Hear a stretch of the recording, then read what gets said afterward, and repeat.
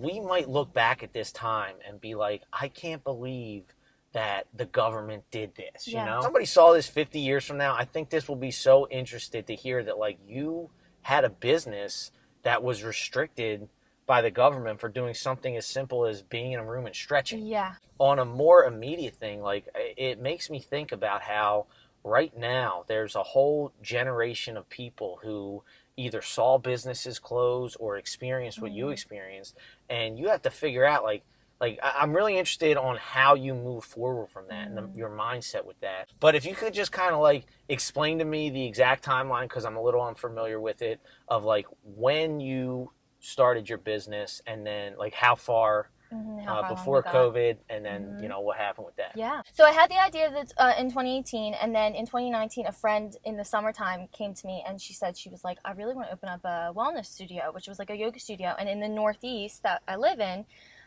there was really no yoga studios. Northeast is like a little behind in that department. So like yoga was like a very new thing. And it was like, it was time. It felt like it was time. And I was like, hells yeah, we're going to do this. And in November of 2019, we opened it. Yeah, we opened it. Yeah. So like you could have opened your studio the day the virus left the lab. Yeah, literally. Like literally. Literally. And it was like, oh my God. Listen, I'm a very spiritual person, so I see the bigger picture and everything. And it was a total learning experience for both of us. And I do believe everything was meant to happen the way it did. But we definitely didn't see it coming. So yeah, and it was like, so November, and everything was going really, really well. It was definitely a big learning experience to open up a studio in the Northeast for people that were a little more resistant to it. And that was a big weight. And to see people starting to come out to the studio where like we were starting to get like the yoga classes. I was doing energy healings there, and yeah, it was just people were coming. Like it was honestly really good. And we were doing really good. That's cool. Like from the start. Yeah. That's awesome. And then I guess it was, when did everything shut down? I guess it was March. Yeah. So you had like 4 months. Literally 4 months. Yeah. And then everything shut down, and I was like, at first I was like, there's no way that this would end this soon. Like there's no way that this would affect us like that. And it did. We had to shut everything down. It was really, really, it was tough. So how did that work as far as like, you know, you have this yoga studio, and then, you know, like as a citizen who does not have a business, like when I guess the closest thing, even Uber, I think Uber you could still drive. It's just the fact that nobody else was driving, you know, or nobody was going anywhere. So it didn't make sense to drive Uber because you couldn't. Nobody's going to work. Nobody's going to the airport. Nobody's going to the bars or restaurants. So there was literally no rides to be had. But like as a business owner, like does the state send you a letter or? So that was the thing. It was like known that everything had to shut down. But like for a small business like us, we weren't really on the radar. And I kind of thought we could still do some things there. I think what really shocked me, and it was like one thing to have the government say like, okay, we're going to shut down for a little bit. I didn't really believe it at first. Yeah, I didn't. I was didn't of the believe camp. that. Yeah. I'm a huge college basketball fan. Yeah. I was like, no way, March Madness is coming up. That's what I mean. There's so much ad revenue for that. Well, in my head, I was like, there's no way that anybody would allow this. Right. And there's no way everyone would stop their lives. I think what shocked me the most, because I was like, there's no way this is going to happen. Okay, we're going to shut down for a little bit. I thought we'd be back up and running. But I think what shocked me the most was a lot of people, it wasn't so much that the government was like saying you need to shut down. It was the people that were watching the studio. It kind of almost felt like everybody was on alert to, do you remember how it felt? Like everyone was watching you, like they were watching you while you were driving, or they were watching you while you were going here and there. And that's what really shocked me, because it felt like it was one thing to feel like the government was going to maybe come after you, but it was another thing to feel like your entire neighborhood might snap on you or tell on you. Really? And that was like, that's what kind of blew me away the most. Kind of like the compliance of the compliance of it, which I get, you know, people were scared and they didn't understand they were doing what they were doing, but I never felt that kind of control and restriction before. And it was shocking. It was like shocking to my nervous system. And it was like, holy shit, like, I don't, what's gonna happen, because if the government opens us back up, are people just gonna be okay? Like, it was weird. It was really weird, you know? Wow, this is exactly why I wanted to hear your Yeah. perspective, because I never thought about how, like, jarring that would feel to. I'm just trying to process it now. Like, to be concerned more about your neighbors, either calling on you or protest, or just just the way they treat you. You know, like you don't even. It could just be the way they treat you. I understand. It felt like Big Brother all everywhere. I've never really felt that. I feel like it was.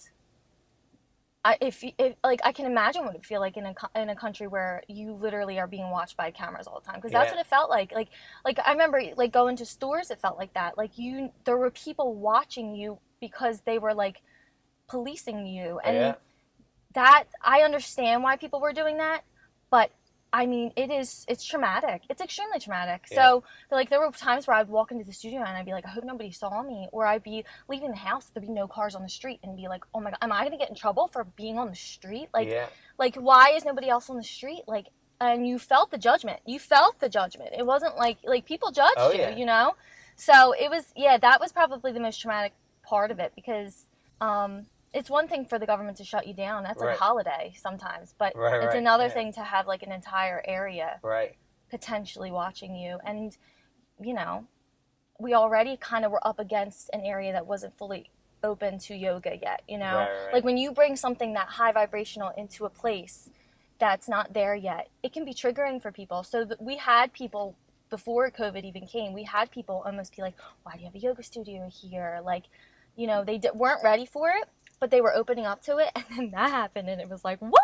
Like, it was like, it was enhanced. So it did suck for a while there. Yeah. Mm-hmm. I feel like there's got to be a quote, like, I feel like I see, like, this, like, ominous figure in a movie, like, in a dark room wearing a cloak, and he's like, why, like, the government doesn't have to enforce it, we can just turn the people on themselves, kind of idea. And it did. And it's making me think, like, I remember going into Philly, my buddy lived in, like, Graduate Hospital, and I remember parking my car and walking, and I'm like, is there a mask mandate I don't know about? Because I'm outside walking, and everybody else, it dawned on me, I'm like, I'm the only one without a mask. Am I missing something here? And to your point, too, I also thought about my buddy would tell me, he lived in that neighborhood, and he would tell me, like, if he was going for a jog and he wasn't wearing a mask, like, one time somebody screamed at him across the street saying, you're ugly, put a mask on.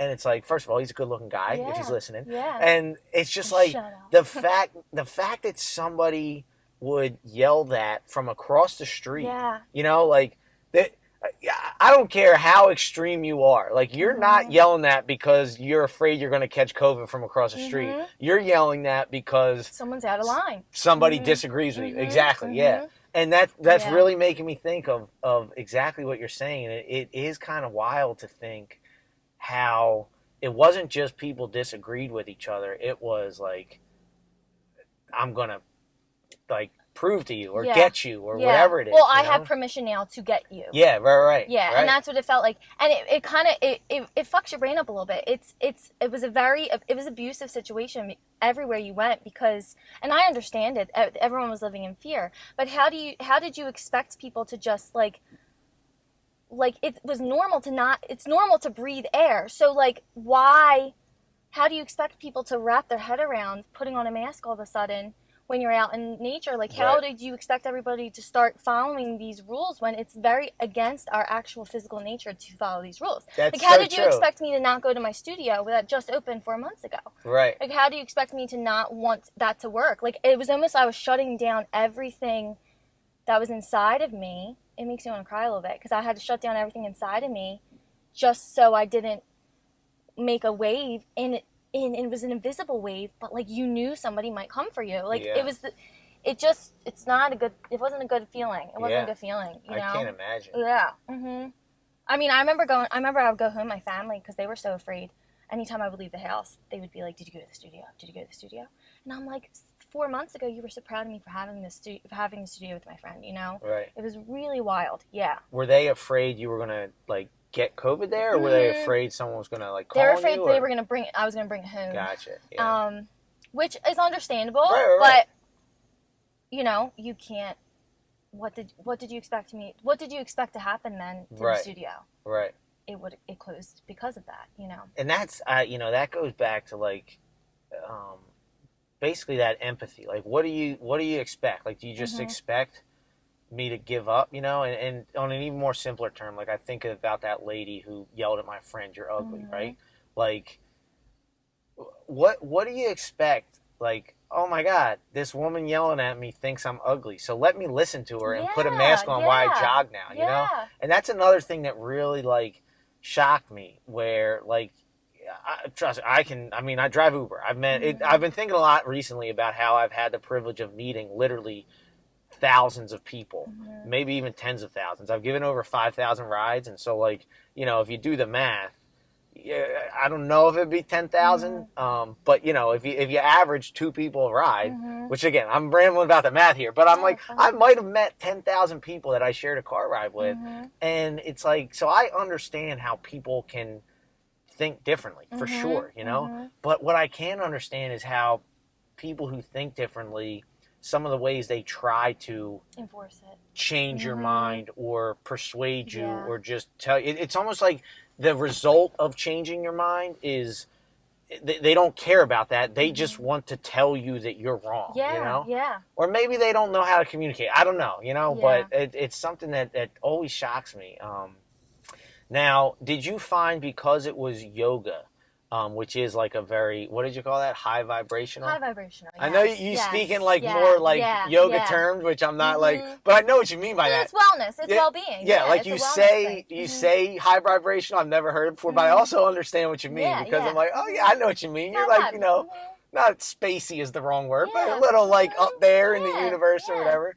But because you were in yoga, a high vibrational industry or space or whatever you want to call it, did you find that like most of the people, I know it was new to the Northeast, but most of the people that signed on, or like coworkers or people working there, like did you find, and I'm sure, even outside of your studio, I'm sure you're in touch with like that community, whether on Facebook or whatever. Did you find most of those people were like more, how do I say this? Were they like in line with just kind of like being and like shocked that the world was acting the way they were, or did you see them becoming like the enforcers? And so the my friend who was with me at the studio, and she really ran so much of that, like she was real good with all that, because I'm creative, so I don't do the business side as much, but she was on the same page as me, just kind of like make it work. We'll make it work. Yeah, and she was honestly a lot better about it, because I was like, we're just gonna stay open. Like, this is insane. But she was pretty much on the same page as me. But most people, I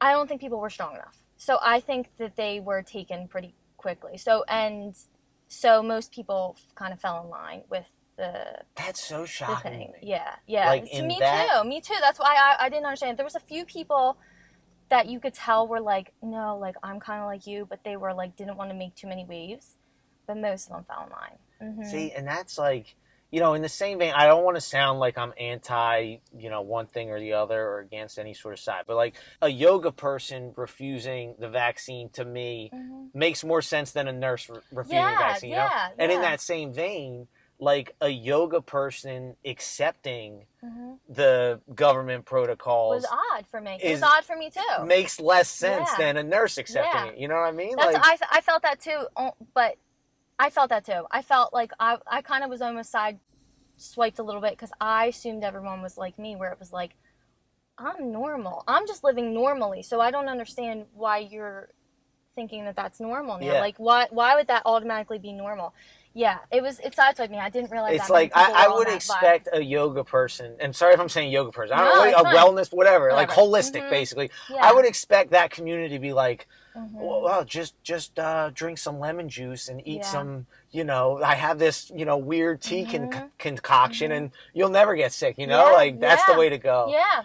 There wasn't, I don't know if in the Northeast there's as many of us here. Gotcha. Like, there's in other areas, and I think they all banded together in different areas, but in the Northeast there wasn't many. And that was something that I felt too, was how isolating it felt because it showed what happened with COVID, brought up what's been lingering underneath the whole time. There's always been like that enforcing, controlling kind of vibe underneath. Just nobody had permission to do it, and it just needed something to come out. Yeah, you know, that's interesting. Yeah.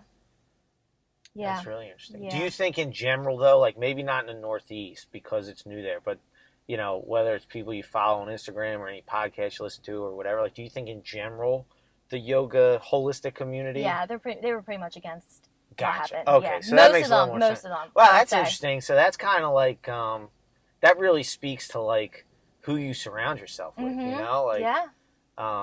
And it speaks to really environments. A lot of people Right. think they're odd man's out, but it's really might just be where you live. Right. You know? Wow, that's really interesting. Yeah, yeah. That was something I learned. I was supposed to be in this neighborhood, but I really learned, like, oh snap, maybe it's not me that's the weirdo here. Maybe I'm just not with my all my people, you know? Right. Or I'm here to help wake up the other people that are here that are waiting for somebody. Because like I said, a lot of people, there were a group of people that wanted to come to the studio but were too afraid to make waves. It wasn't even about their fear of the virus. It was their fear of the waves. Yeah. Oh, wow. Oh, that's interesting. Now, so like when you say they wanted to come to the studio, so, you know, I remember in Philadelphia, there was a mandatory shutdown for 2 weeks, I believe.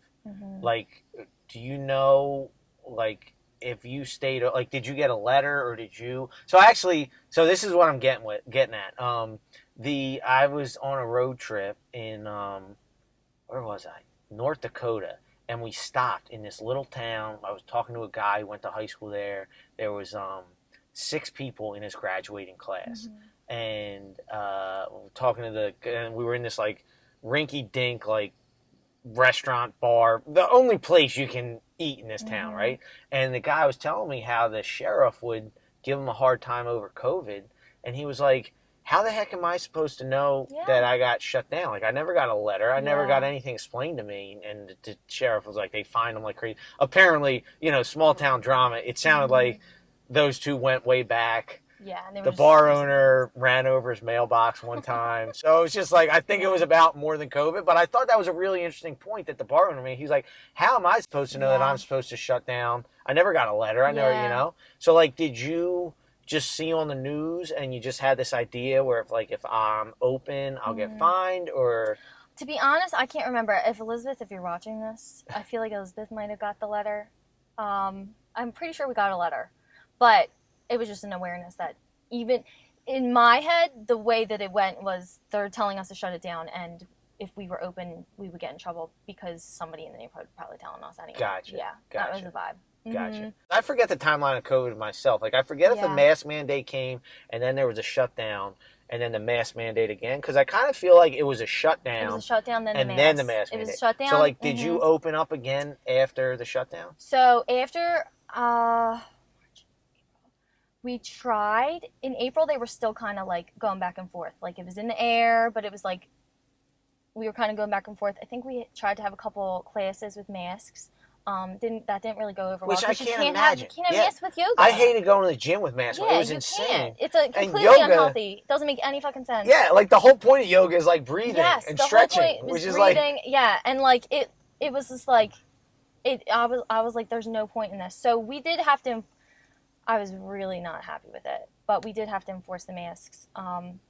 It felt out of integrity for me. That was what I think started getting me after a while, was like, I don't have the ability anymore to be out of integrity with what I believe in. So how can I follow how can I enforce these rules on anyone? I couldn't. Right. It was really difficult to like think of that. We lasted until that summer. They started allowing people to come back into like yoga studios, but you had to do everything outside. So we started having to do yoga classes outside. No mask. Some people could wear, without masks. So, yeah, because for a while, you could come into the studio with masks on, but then they canceled that again, and then it was, like, only outside, and then it was, like, it was really, really strange. And, like, our studio was a hot studio, so, like, going outside, you weren't getting the benefits of it, you know? Wait, so you had to do a hot studio with a mask on? Yeah, people would come in with masks. Like the one sweating, right? Sweating, I've done one of them. Yeah, I've done it a couple times. Yeah, it's like 100 degrees in there. It's extremely dangerous. Yeah. What? Yeah, I know. And it was like, And at the same, and like, as now, if that were to be the case, because we've evolved so much in the past 2 years, if that were to be the case, you would just not, like, it would be normal to be like, I'm not fucking wearing a mask during that. But at that time, people were like okay with it, or they were like, or it was that energy of like, somebody might freak out on you if you don't have a mask on. Like it was really, really weird. Yeah. Man, could you imagine, let's say this is 2019 before COVID hits. And for whatever reason, what do you call people? Is hypochondriac, afraid of illnesses? Yeah. Like, imagine you're a hypochondriac and you own a yoga studio, and you say in my studio you have to wear a mask while doing hot yoga. Yeah. The world would be like, this is an accident waiting to happen. Yeah. Like, that's terrible. Well, it's like everything that they signed the waiver for is going to fucking happen now, and I actually am not prepared to do CPR. Like, I don't want to do that. Yeah. That's crazy. It was a mind fuck. It was such a mind fuck, because everything that I balanced within myself was almost being shown outwardly that it was crazy, and it was like trying to remember who you were during that time was really difficult. Yeah, trying to hold your integrity during that time was really difficult. Yeah. Earlier when you said like the integrity of enforcing something you don't believe in, it again made me think of how like these rules made us turn against ourselves, you know?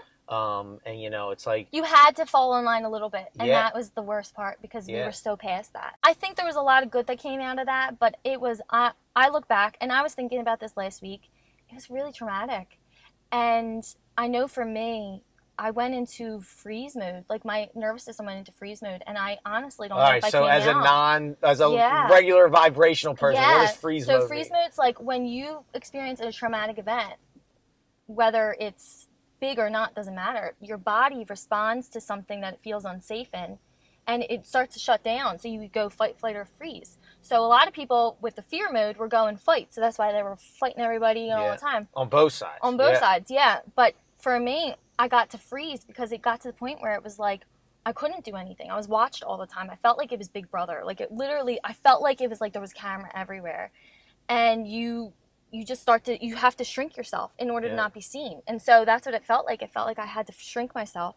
And I went into freeze mode. And what happens when your nervous system goes into freeze mode like that, you have to work yourself out of that. Or you start to condense yourself in all parts of your life, and you start to shut down. You start to feel numb. You start to feel like, you know, life's not worth living. You don't get out of bed. Like, it starts to turn into depression. And that's what happened for me. And it was like, I remember being like really mad about that, because, you know, there's a lot of things in our lives that we can overcome. Say, like, we have like abusive families or friends or something, and we get into freeze mode. But when the entire world is the thing that's making you freeze, how do you get out of that? Where do you go? You couldn't even go into nature. So where do you go? You know? Yeah, sorry, that's a little deep. No, a little heavy. I'm really thinking about it, and I think what you're describing resonates with a lot of people, and like a stat that wasn't very broadcast very much is like the suicide rate. Like, they went straight up. Yeah. I don't know about depression rates, but you know, I know myself. Like, I wasn't in my happiest state. You know. I had a little different experience. You didn't feel free. You didn't feel free. Exactly. Yeah. I had a little different experience because, like, I was used to working by myself and stuff like that. But, I you know, it's funny, too. Like, bring it back to what I mentioned earlier. Like, I always felt a little bad, like, you know, not feel bad, you know, but, like, because everyone was stuck at home. Yeah. Like, I always joke, like, they used up all of YouTube until they got to the very end of it, and then they started watching me. So my channel kind of blew up over YouTube, which probably explains the depression. People were watching my videos. They're like, God, this is what I have to resort to. But it was no, like, they were probably like, he's the only thing keeping me alive right now. No, I don't know about that. But like, it was a weird experience where, like, I was like, I found my first bit of success during COVID as the world was going through that. But at the same time, like, socially, and like exactly what you said, I didn't feel free. You know, I didn't feel like I could just go places. Like, when I would walk into a store, and you know, if I try to avoid confrontation, you know, and like, look, I didn't understand the man, and again, we have to understand we're talking at different points in this thing, because you know, I remember being, like wiping down packages, like just giving it a wipe, because I didn't know. And then that went away quick. But like after a while, I'm like, all right, like I can't do this mask thing forever. Like this doesn't make any sense. And especially like seeing my grandmother not care about it. I'm like, if she's not going to care about it, she's been on death's door for 10 years, she's like take me. Yeah. And that was a cool experience too. Like just kind of seeing that confidence and like basically like I said, at death's door, and she's like willing to face it. I'm like, she would rather be at the casino and die in 2 months than be stuck at home for 2 years, and that was another thing that like really made me think like quality of life basically. And it's like, I think that's where I got to the point of, and my woman, actually the same buddy who they yelled at him for being ugly, which again, not ugly. Not ugly. Yeah. But he's a good looking dude. But anyway, we just want to clarify. Yeah, just so you know. We see you. But my friends, they make fun of me, but like I'm a big hand washer. When I started working, I love washing my hands. Yeah, when I started working for myself, I was like, if I ever get sick, that's like I don't get sick pay. You know what I mean? Like I can't afford to get sick. I don't have good health insurance. Like I just need to stay healthy. I can't miss a day of work, and so I'm always big on washing hands. And he was like, I'm shocked that you're not very pro mask.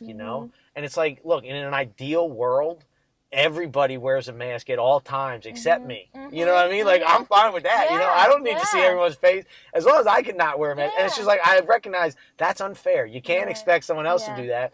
But like you're saying, I really like what you said at the very beginning, where it's like, it's unnatural. Like it's against your instinct to have your mouth covered. If I were to cover your mouth, you'd slap my hand away, Yeah. But we're voluntary. And again, like if it sounds dramatic and people that are like pro-mask are like, well, it's not, you can still breathe. You can, but it's not ideal. You know what I mean? And what does it say? Like if you were to put your hand in front of my face, it's not so much that you were trying to make me stop talking. It's that you thought you were making me small. And that's the you're trying to make me small. And like it's almost like a power play. You're trying to take something from me. And I don't think people understand the energy behind these types of things. Like it actually, and that's what I learned, because I think I always understood the energy behind these types of things, but it really showed me that year, like if the entire world is watching you, you get smaller. It's just how it is. And it does affect you. Putting on a mask does make you feel smaller. It makes you want to shut up. Yeah. So it affects you psychologically. Yeah. Yeah. And I think like whatever we just went through, it was warfare. That's what it felt like. It felt like psychological warfare. Yeah. It was wild. At some point in my life, I keep thinking, I imagine walking into the Giant near my house, that was like my COVID outing. I would walk to the Giant and either get like a case of water or... I'd always dress up to go to the store. Really? I'd always dress up and be like, this is my only day out. Yep. That was another thing that drove me crazy. Now I'm just remembering it. The only vegetables I would ever eat is like when I was being responsible, I would go to the salad bar at Giant, but they closed the salad bar. And they closed the gyms. And I remember thinking like, all right, you're taking away vegetables and you're taking away gyms in the name of public health? Like, what? That doesn't make any sense. Yeah, that was crazy. But I remember walking in there, and, I cheat with the mask a little bit because I was just not comfortable with it.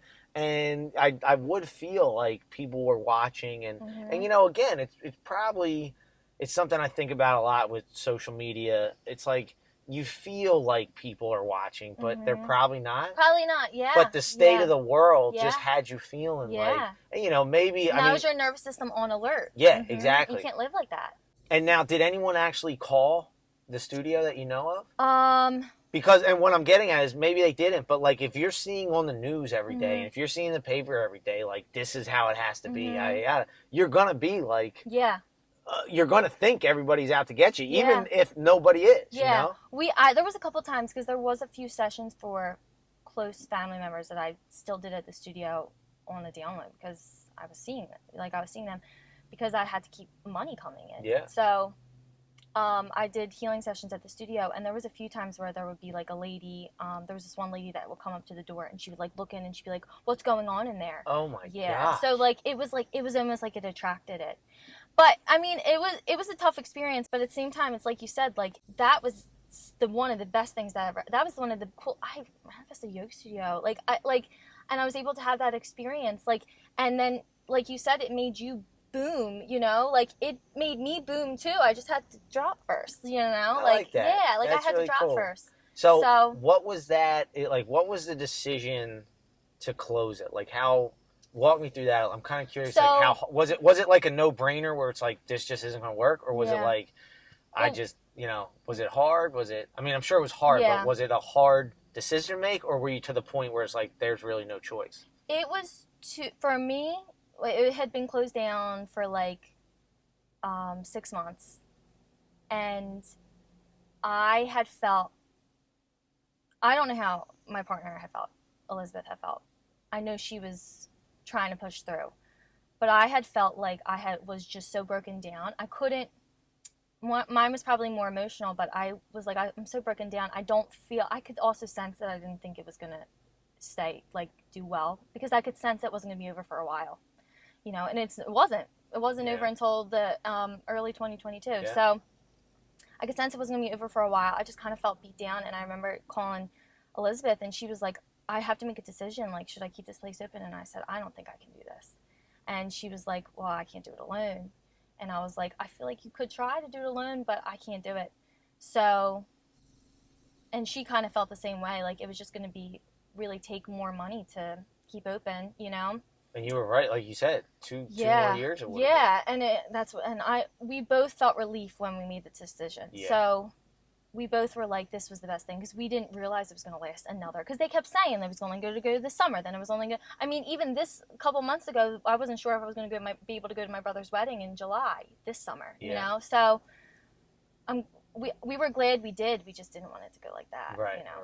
For that to be the reason. Hearing you say, I'm not sure if I'd be able to do it, mm-hmm. I always try to think of other people's perspective and how things might sound, and hearing that as somebody who's done what I've done in the past 5 years or whatever, I guess I could call myself a business owner, but basically self-employed, doing this channel, this, I kind of look at my channel as a business, It is. And I think about if I was 23 years old before I had my own business or started out on my own, and when I would hear people say oh, my business is my baby or stuff like that, before I knew that, I might think oh, she just wasn't mentally strong enough to do it, or she's being dramatic, or it couldn't have been that hard. And having the experience of not even building something, honestly, the hardest part of building something is probably starting it, which is where you were at. Because by starting it, it's not just getting started. It's I think 2 or 3 years to start something. You gotta get momentum. The starting phase of a business is 2 or 3 years, And so to hear you say I couldn't do it, I hope you never feel you weren't enough, because I could not imagine again, this sounds dramatic, but imagine your business like a baby, and every day you're trying to make this baby grow. This will be a little too graphic, so I don't want to say baby. So I'll use a tree. Baby, though, Imagine it's a tree. Where I'm about to go with this, I don't want to. Okay. But imagine it's a tree, and you're planting this tree, and every day someone's coming with an axe and knocking it down. That's what it felt for the record, in my mind, I was going to use the axe for the baby. And now, I'm glad you changed that. Yeah, exactly. Yeah. People. I would have been yeah.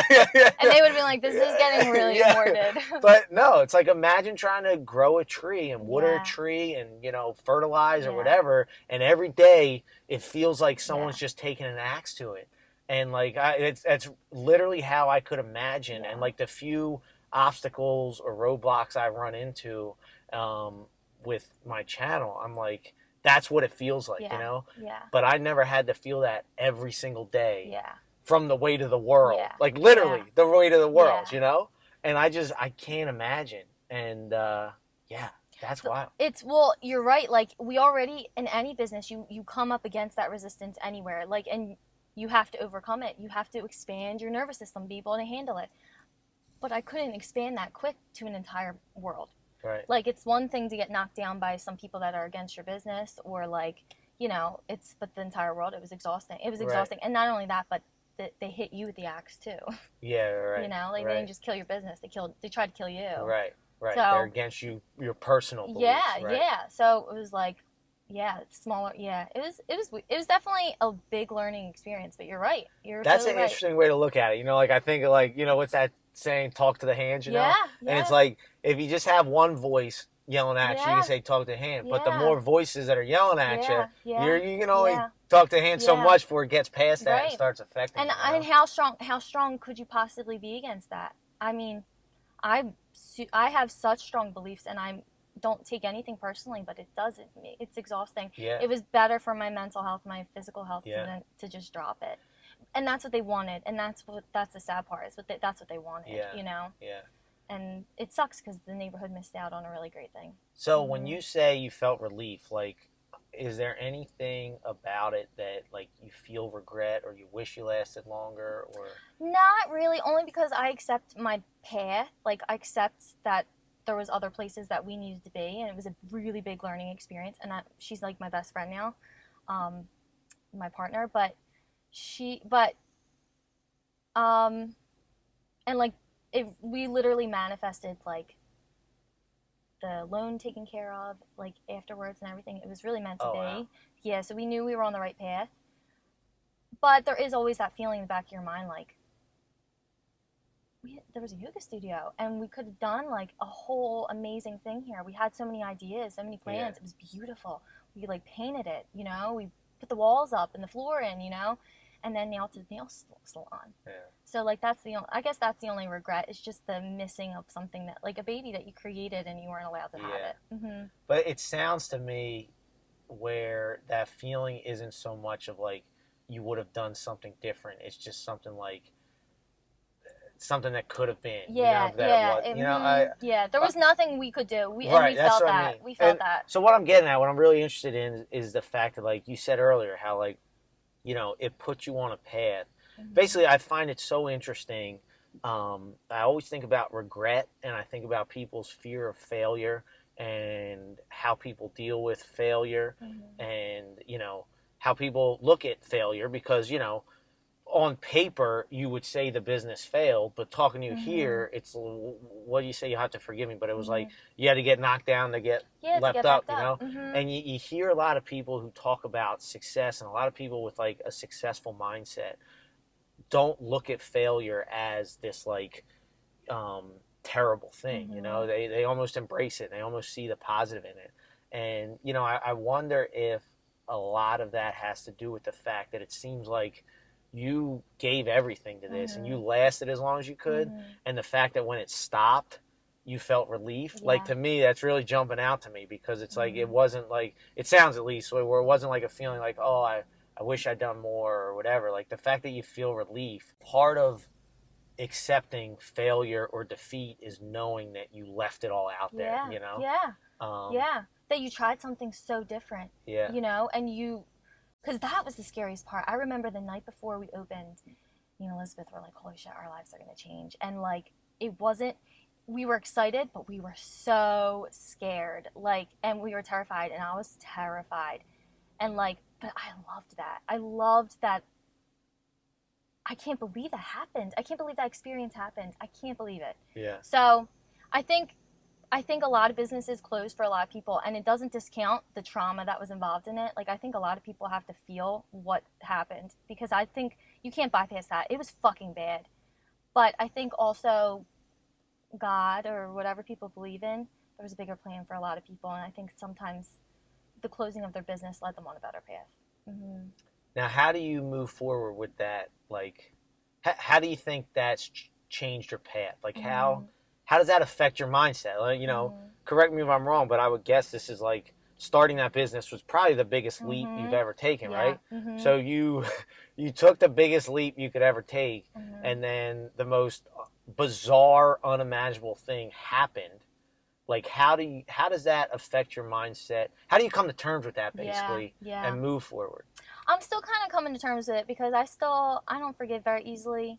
And so, like, I'm still coming to terms with it, because, like, I'm, like, still kind of mad at a lot of people in my life that, like, were part of that. But it's a process. It's a process. Yeah. Yeah, it's a process. There's just, You just have to know that there's something more. And I feel like there's something that more opened up for me from that. Like, I know now that I would never in a million years ever sacrifice my integrity for not a government, nobody. I'd rather die than sacrifice my integrity. So That's badass. I'd rather fucking die. Like, then you can fucking find me. But I didn't have that strength. I had that strength back then, but not on a global scale. Now I could take on the whole world. Yeah. You know, like, my nervous system expanded to be able to handle that, but at the time I wasn't able to handle it. So it's a process, it's a learning experience, but it does make you stronger. It does. That's interesting. Yeah. Yeah. That's badass. Yeah. It reminds me of Will Smith video that me and my roommate always watched in college, but it was like, you got to be willing to die for what you believe in. Yeah, you do. And, you sound crazy. And I know Will Smith is, like, definitely looking like a crazy man now, but, like... No, he has a lot of wisdom now. You got to be, like... I think that's the thing about success that people... And I'm talking about, like, that kind of success. Because in my mind, success is, like, being at peace, being happy, Like, if you can find a peaceful person, if you're at peace with your own thoughts, like, you're a success, But, like... for people to get to the level Will Smith's at, like, you got to be, like, crazy, And he's like, one of the things we always said to each other was, like, he's like, Will Smith is very competitive. And so he's like, if we get on a treadmill, two things are going to happen. You're going to get off first or I'm going to die. Yeah. Because, like, he's just so, like, gung-ho on beating everybody around him and everything, Yeah. Which I'm not like that. I'm like, I'll get off. My worth as a person isn't how long I last on a treadmill. I'm the same way.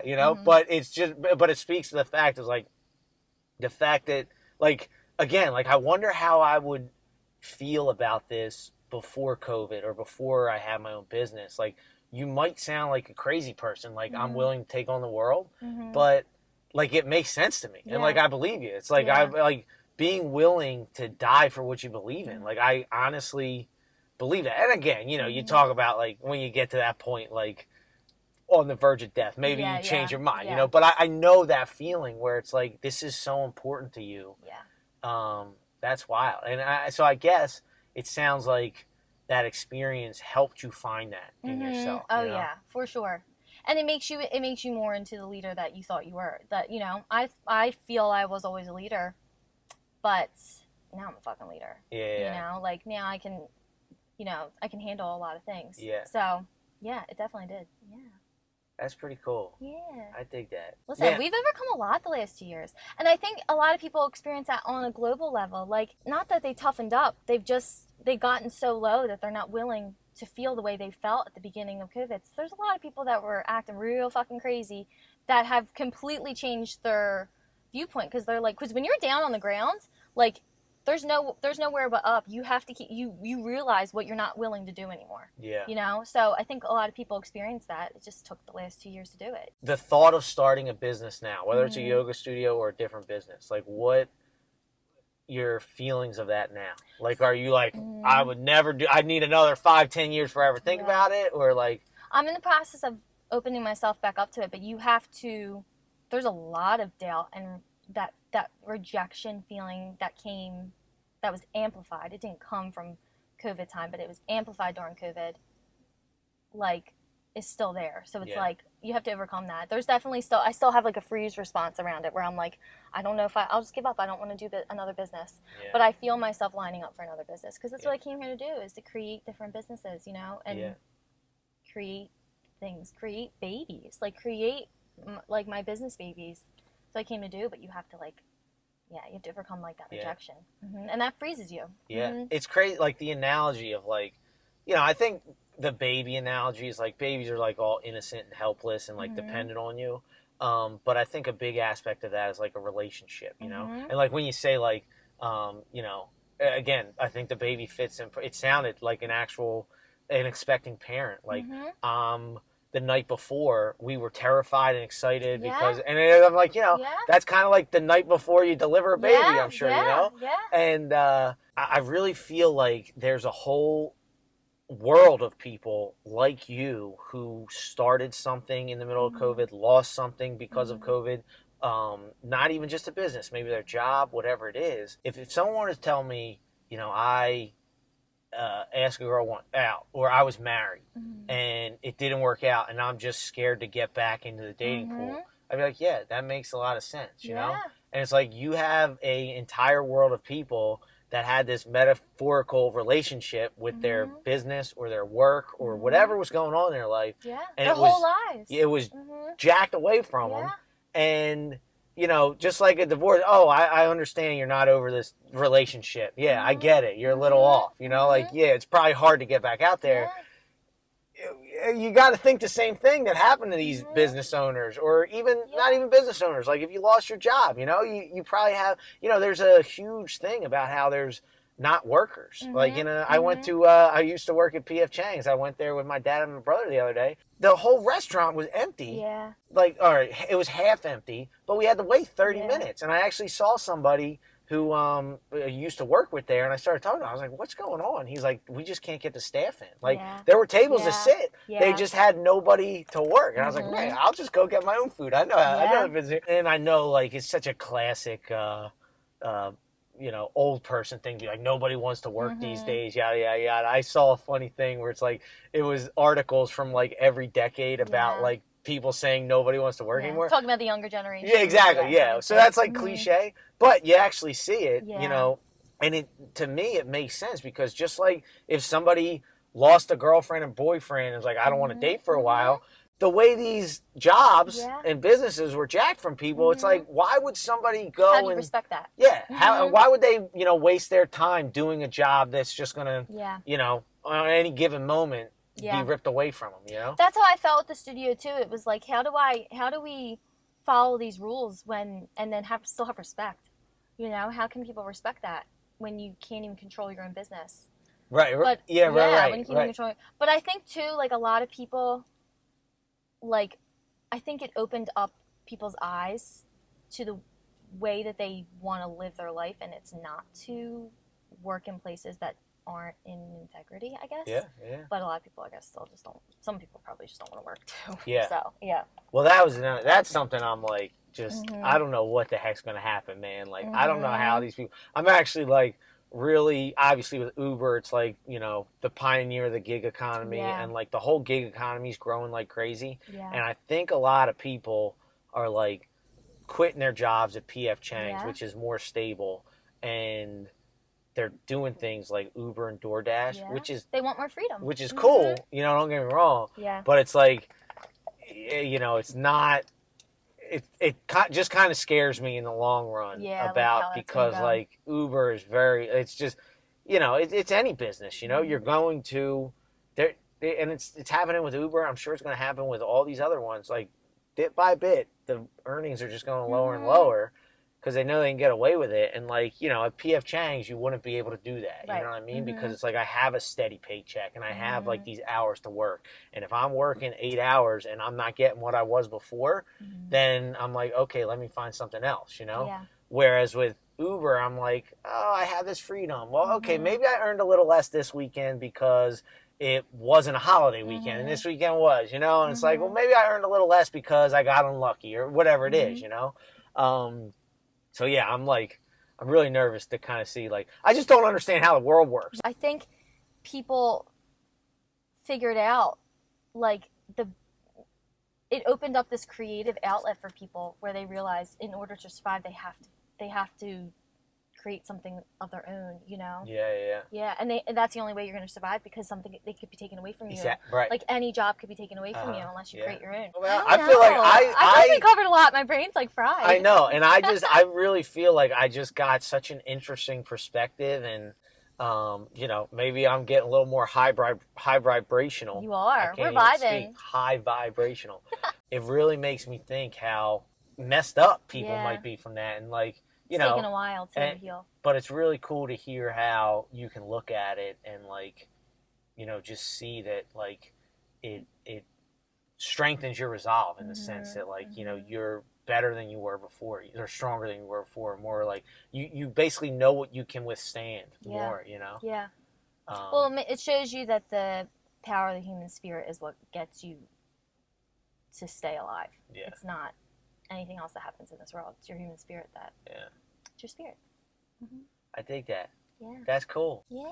Well, look, I really want a cheesesteak. Let's go get a cheesesteak. All right, but do you want to? Is there? So I know moving forward, you do sessions, basically vibrational sessions. Oh, that's right. Yes, energy healing sessions. Yeah, and I do like group stuff, and I also teach yoga. So obviously, okay, gotcha. So you find me on I.m.the.13_. I'll put it in the description. Yeah. Oh, you can find my stuff on there if you're interested. Yeah, that's really cool. Yeah. I know I've seen some of your posts, and it's very like it's a little out there sometimes, but meta or like spiritual, or it's just very like there's certain things. I'm like, man, that's pretty interesting, you know? Yeah, it's a little You're out there. very in tune with the world. Like it's very like, and I believe that. I could never explain it, but like things have an energy. I was just saying, like a stand-up comedian is really good at like feeling the room. Yeah, you the know? channels. And it's there's definitely something there. And I know I've walked into parties and it's like a really good vibe. Or I've walked into parties and I'm like, man, I should get there's something is up here, and I don't want to find out what's going to happen. Or you walk down into the woods when you should have ran. Right. You know, and there's guns going. Right, exactly. Yeah. So yeah, like I definitely believe that is like a thing. And your page really dives into that, and it's like it really makes me think like, oh yeah, that does kind of make sense. Yeah, just living in integrity. That's all we got to do. Even like if it's weird, the power of the human spirit is what keeps you going. Nothing else. I like it. Cheesesteak time. Let's rock. Here we are. Okay. At Steve's Prince of Steaks. There is a lot of people that say Steve's is better than Pat's and Gino's. I heard that as a little 16-year-old in Delco, and we printed out our Google Maps and we drove up to Steve's. And I forget what we said, if it was better than Pat's or Gino's or not. But they actually had, this is really fitting, I didn't even think of this till now, they actually had a Center City location, which was always popping at the end of the night. After a little night at, me and my buddy would always go to Drinkers, and we walk over to Steve's, but it shut down during COVID. So it's fitting that we're doing Steve's that closed down in Center City, talking with a business owner who was shut down by COVID, but original location of the Northeast, which is still alive and thriving. So we were unsure of whether we go Whiz or American. Okay, we're going to split them. There we go. We're gonna split them. So right away, the presentation, it's dripping with the cheese for sure. I'm down with it. I love the amount of cheese. I will say though, looking a little slabby. Definitely slabs of meat. Yeah, not chunks. I'm a chopped up guy myself. Yeah, I agree. They went slab, but they went light on the meat, which you might think they're dripping it, but in reality, they're being smart. They know the cheese to bread to meat ratio. Yeah, exactly. That's what it comes down to. It's good. It's very moist. I mean, it's dripping. Look at it, it's dripping. It's You got that dripping? Oh my God, that's a beautiful thing. That's literally beautiful. Nice and it's drippy. It's literally like the fountain of youth. Man, it's really good. I'm surprised. It's just like it's not like blowing my mind, but it's like I'm like if I was hungry for a cheesesteak, I would get this like all the time. I know. So, want to switch? Yep, I'm ready. Thank you. No problem. Thank you. You have to tell me which one you like better. All right. You will know better than me. I think I like the Whiz better. Do you? Okay, hold on. Let me try. You like it? Yeah. Right. It's more cheesesteaky. And I think with the American and the slab, you're not getting as much cheese coverage as you are with the Whiz. I feel like it's a little more bland than American. But it's good, but it's a little more bland. Discovered a cheesesteak truth. Yeah. If you're going slab, you gotta go Whiz. If it's chopped up, you throw the American on it, you chop it up, the cheese gets all in there. But with this, wow. It doesn't sit right. Whiz for slab. Look at that. Cheesesteak world, hope you're paying attention because we just gave you the secret. You could not take that. We've trademarked it. We need a saying. The slab fits, go with Whiz Wit. I just put cheesesteak all over the car. The American's very dry. I think I also ate the side with more sauce, though, I'll be honest. Yeah. Well, you know, that speaks to how uneven, you know, this is not consistent. Come on, Steve's. I'll let you go first. Okay. American's an 8. Whiz, a little under a 9, I would say. B+. A little under a 9. Is that how it works? Like is it 8, B minus, what would B you plus? Do? Yeah, okay. So like 8, 9, you would say? 8, 9. All right. I'd say. Satisfying, but not my favorite. I'm actually going to give the American. Oh, shit. I think I'm going to give it a 6 point. Oh. 5 maybe. We're going into D category. Cheese coverage wasn't consistent. Like you said, you had to decide with more cheese. Yeah, I just had more cheese. Slab, I don't like it. Honestly, it'd probably be lower, but just the experience of the Northeast and Steve's, you got to at least like not make it failing. The Whiz, though, I think 8-9's a great score. Yeah. I'd probably, you know, just to be a little critical and not the same, I'll go 8-8. Okay. So yeah, I think it's right there. Like you said, not the best, Yeah. but Better yeah, than the rest. Not Yeah. the best, better than the rest. exactly. Yeah. It's a prince. It's a prince of He's steaks. prince. Exactly. Yeah. Yeah. Cheesesteaks with Mary Pat, the gem of the Northeast. Thanks for coming on Cheesesteaks with. Thank you. Yay.